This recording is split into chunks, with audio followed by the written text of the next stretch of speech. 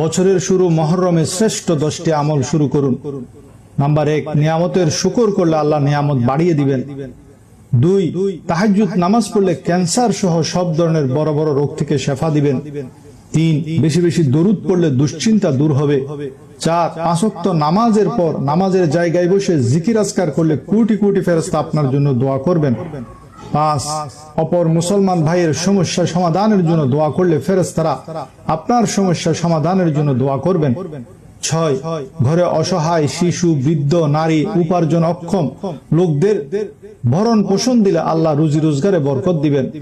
7, ভাই বোনের সাথে সুসম্পর্ক রাখলে হায়াতে রিজিকে বরকত দিবেন আর মৃত্যুর সময় কলমা নসিব হবে। 8, ভোরে ভোরে কাজ শুরু করলে কাজে বরকত হবে। 9, দান সদকা করলে, নামাজ পড়লে এবং ঘরের সকলকে নামাজের হুকুম দিলে রিজিক বাড়িয়ে দিবেন। 10, সর্বদা ইস্তেগফার পড়লে সব ধরনের সমস্যা সংকট থেকে আল্লাহ মুক্তি দান করবেন।